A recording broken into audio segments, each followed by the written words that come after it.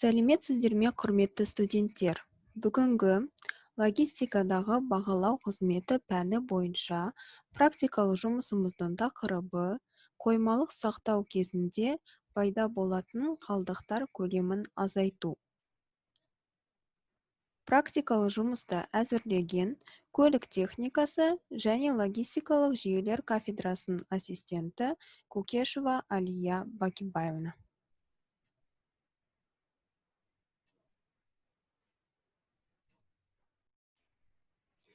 Жұмыстың мақсаты тауарларды қоймаларда сақтау кезінде олардың қалдықтарының көлемін бағалау бойынша практикалық дағдыларды қалыптастыру.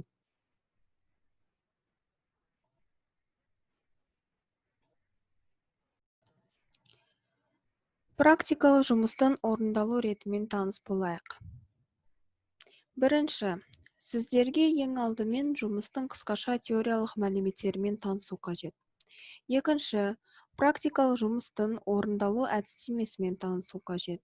Үшінші, практикалық жұмысты орындау керек және де атқарылған жұмыс бойынша қорытынды жасау керек. Төртінші, жұмысты ауызша қорғауға дайындалу керек.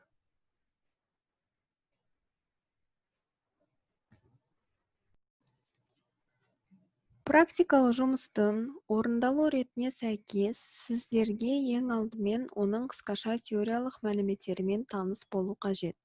Бұл теориялық мәліметте осы практикалық жұмысты орындауға қажетті негізгі тұжырымдар және де практикалық жұмыстың тақырыбына сәйкес келетін негізгі ақпарат берілетін болады. Осыған байланысты экранға назар аударсаңыздар. Экранда осы практикалық жұмыстың негізгі анықтамалары берілген. Солармен таныс болайық. Бірінші, қойма дегеніміз не? Қойма бұл белгілі бір құрылымы бар, көптеген өзара байланысты элементтерден тұратын және материалдық ағындарды түрлендіру, сондай-ақ тұтынушылар арасында тауарларды жинақтау, өңдеу және бөлу бойынша бірқатар қызметтерді орындайтын күрделі техникалық құрылым. Яғни қойма дегеніміз бұл тауарлардың жинақталуы, өңделуі, бөлінуі, сондай-ақ сақталуы жүзеге асырылатын арнайы орында айтады. Қойма логистикасы дегеніміз не? Қойма логистикасы немесе қоймалау логистикасы бұл қойма шаруашылығын ұйымдастыру, қорларды қабылдау, есепке алу және қоймада орналастыру жүйесін қалыптастыру мәселелерін шешетін логистиканың жалпы теориясының бағыттарының бірі. Сонымен қойма логистикасы бұл қоймалық операциялардың орындалуын жүзеге асыратын логистиканың бір түрі болып саналады.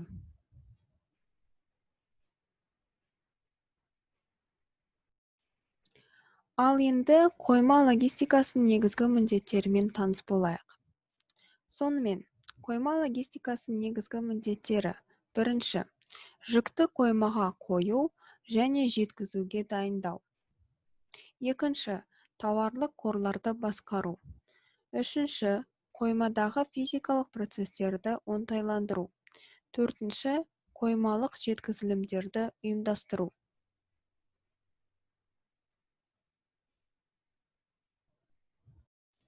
Сонымен, қойма логистикасы негізгі міндеттеріне жеткізілетін тауарлардың дұрыс жүктелуін, өңделуін, жинақталуын және сақталуын қамтамасыз ету болып табылады.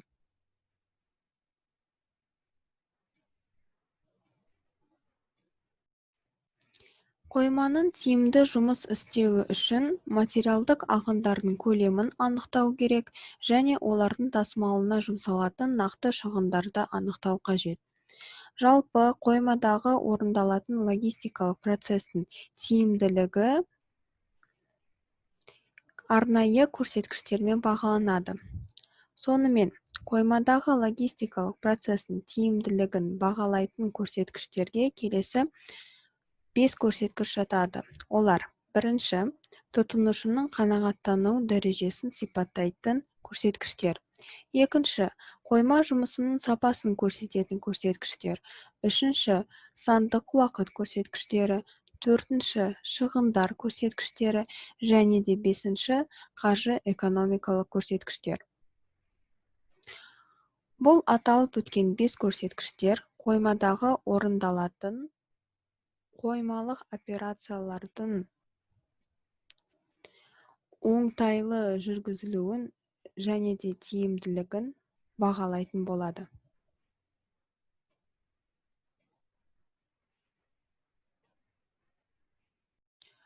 Ал енді қойманы басқарудың ұйымдастырушылық формаларымен таныс болайық. Қойма саласындағы компанияның қабылдауы керек маңызды шешімдерінің бірі қойманы басқарудың ұйымдастырушылық формасын таңдау. Компания келесі формаларды таңдау керек. Бірінші форма бұл жеке қоймаға иелік ету. Екінші форма бұл жалпы пайдаланымдағы қойманың қызметтерін пайдалану және ондағы қажетті алаңдарды жалға алу. Сонымен компания тасымалданатын тауарларға қоймалық операциялардың жүзеге асырылуын қамтамасыз ету үшін қойманы басқарудың ұйымдастырушылық формаларын таңдау қажет. Жалпы қойманы басқарудың ұйымдастырушылық формаларының екі негізгі түрі бар. Бірінші форма бойынша компания өзі жеке қойманы құру қажет және де сол қоймаларға барлық қажетті тауарлар жинақталатын болады. Ал екінші форма бойынша компания дайын қоймадан өзіне қажетті алаңды жалға алу қажет. Яғни барлық қажетті тауарлар белгілі бір қоймаға келіп түседі және де сол қоймадағы белгілі бір орынды алатын болады. Ол орын компаниямен жалға алынатын болады.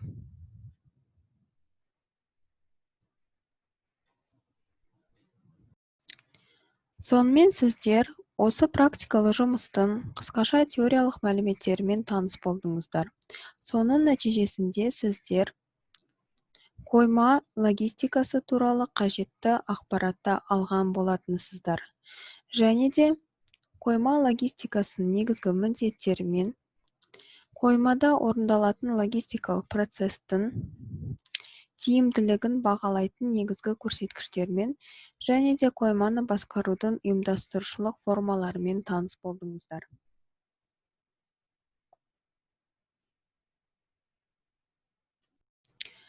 Практикалы жұмыстың қысқаша теориялық мәліметтерімен таныс болғаннан кейін сіздерге осы жұмыстың шарттарымен таныс болу қажет. Осыған байланысты экранға назар аударсаңыздар. Экранда осы практикалы жұмысты орындауға қажетті негізгі шарттар берілген.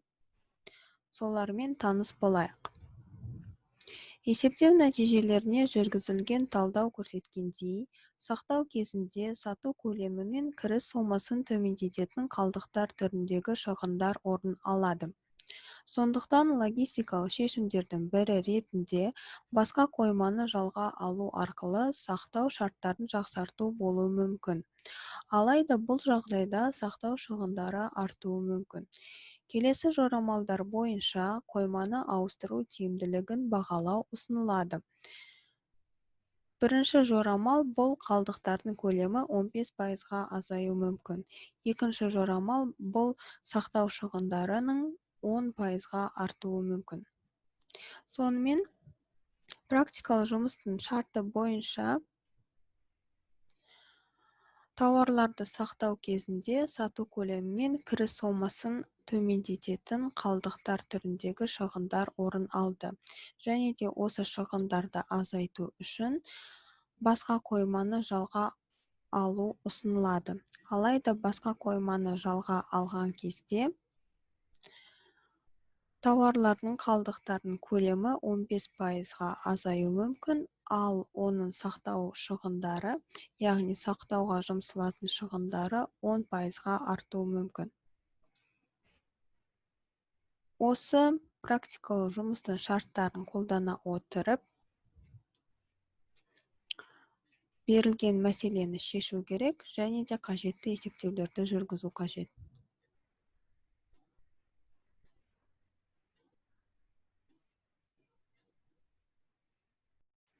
Сонымен қатар бұл практикалық жұмыс алдыңғы практикалық жұмыстардың жалғасы болып саналады және де осы практикалық жұмысты орындау үшін сіздерге алдыңғы практикалық жұмыстың мәндері қажет болады.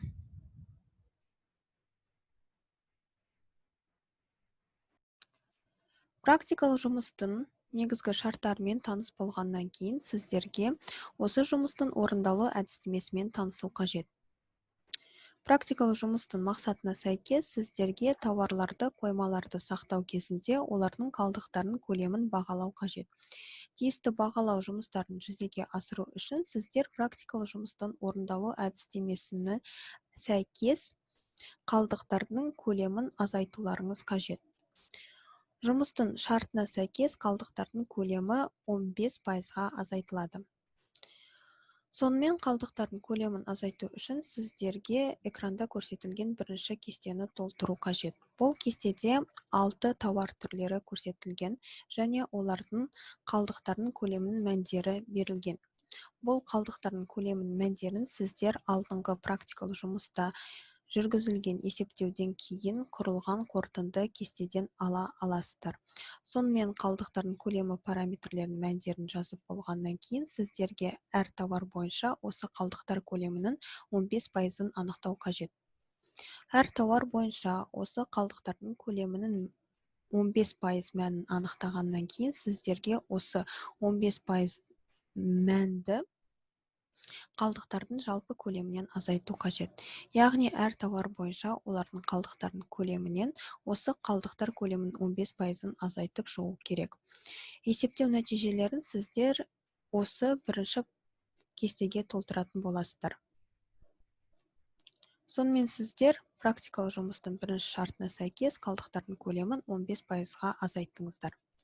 Енді сіздерге сақтауға жұмсалатын шығындарды ұлғайту қажет. Практикалық жұмыстың шартына сәйкес сақтауға жұмсалатын шығындарды сіздерге 10%-ға ұлғайту керек. Ол үшін сіздер экранда көрсетілген екінші кестені толтыруларыңыз қажет. Алдыңғы кестедегідей, бұл кестеде 6 тауар түрлері берілген және де олардың сақтауға жұмсалатын шығындардың мәндері көрсетілген. Сақтауға жұмсалатын шығындардың мәндері алдыңғы практикалық жұмыста жүргізілген есептеуден кейін құрылған қорытынды кестеден аласыздар. Содан кейін сақтауға жұмсалатын шығындар параметрінің барлық мәндері әр тауар түрі бойынша жазылып болғаннан кейін бұл тауар түрлері бойынша сақтауға жұмсалатын шығындардың 10%-ын анықтау қажет. Яғни әр тауар түрлері бойынша сіздер сақтауға жұмсалатын шығындардың 10%-ық үлесін анықтайтын боласыздар. Сақтауға жұмсалатын шығындардың 10%-ық үлесін анықтап болғаннан кейін сіздерге осы мәнді жалпы сақтауға жұмсалатын шығындарға қосу қажет. Сонымен сіздер әр тауар түрлері бойынша сақтауға жұмсалатын шығындарға олардың 10%-ық үлесін қосып шығасыздар. Және де соның нәтижесін екінші кестеге толтыратын боласыздар. Сонымен сіздер практикалық жұмыстың екінші шартына сәйкес сақтауға жұмсалатын шығындарды 10%-ға ұлғайтқан болатынсыздар.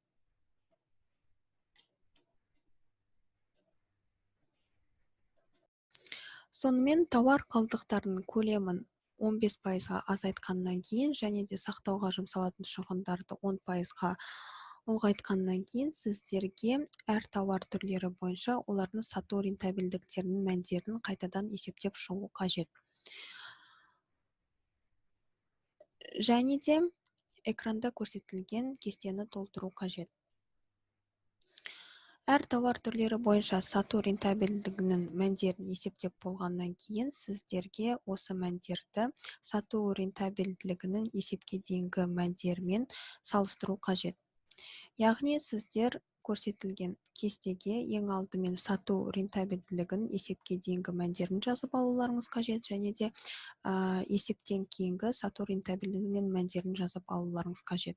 Сату рентабелділігінің есепке дейінгі мәндерін сіздер алдыңғы практикалық жұмыста тиісті есептеулер жүргізілгеннен кейінгі құрылған қорытынды кестеден аласыздар. Сонымен әр тауар түрлері бойынша олардың сату рентабелдігінің мәндерін салыстырайық. Бірінші тауар түрі вафли. Оның сату рентабелділігі 28,71% болған, және де есептеулерден кейін оның сату рентабелділігі 28,67%-ті құрады. Бұл жерде вафлидің сату рентабелділігі сәл төмендегенін байқаймыз. Екінші тауар түрі бойынша, яғни пряниктің сату рентабелділігі 26,90%-ті құрады, ал есептеуден кейін оның сату рентабелдігі 26,72%-ті құрады. Алдыңғы тауар түрі сияқты пряниктің сату рентабелдігі сәл төмендеді. Үшінші тауар түрі бойынша курабьенің сату рентабелділігі 20,91% болған, ал есептеуден кейінгі оның сату рентабелділігі 21,11% болды. Осыдан біз курабьенің сату рентабелділігінің едәуір ұлғайғанын байқаймыз. Содан кейінгі тауар түрі трубочки. Олардың сату рентабелділігі 19,09% болған, ал есептеуден кейін оның сату рентабелділігі 19,96%-ға көтерілді. Келесі тауар түрі бұл струдельдер. Оның сату рентабелділігі 13,13%-ті құраған, ал есептеуден кейін оның сату рентабелділігі 13,99%-ға көтерілді. Және де соңғы тауар түрі бұл кета. Олардың сату рентабелділігі басында 20,26% болған, және де есептеуден кейін олардың сату рентабелділігі 21,06%-ға көтерілген. Салыстыру нәтижесі бойынша 4 тауардың сату рентабелділігі көтерілді, және де 2 тауардың сату рентабелділігі есептеуден кейін сәл төмендеп қалды.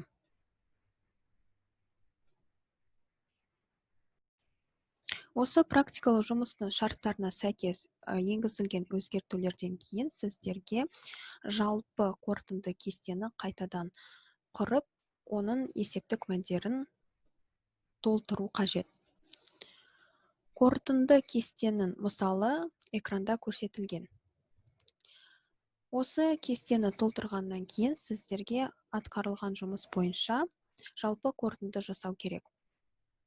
Енгізілген өзгертулерден кейін, яғни практикалық жұмыстың шарттарына сәйкес тауарлардың қалдықтардың көлемін 15%-ға азайтқаннан кейін, және де оларды сақтауға жұмсалатын шығындардың мәндерін 10%-ға ұлғайтқаннан кейін, әр тауардың сату бойынша рентабелділіктері едәуір көтерілгенін байқауымызға болады. Яғни, жалға алынған қойма иелік ететін қоймаға қарағанда тиімдірек болып саналады. Сондықтан да осы тауарлардың сатуымен және де сатылуын жүзеге асыратын компанияға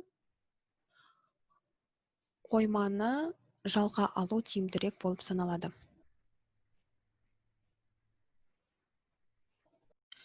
Сонымен сіздер осы практикалық жұмыстың орындалу әдістемесімен таныс болдыңыздар. Соның нәтижесінде сіздер тауарларды қоймаларда сақтау кезінде олардың қалдықтардың көлемін бағалау әдісімен таныс болдыңыздар. Және де осы бағалауды жүзеге асыру үшін қажетті есептеулерді жүргізу тәсілдерін үйренген болатынсыздар. Сонымен қатар қарастырылатын тауарларды сақтауға тиімді қоймаларды басқарудың ұйымдастырушылық формасын таңдаған болатынсыздар.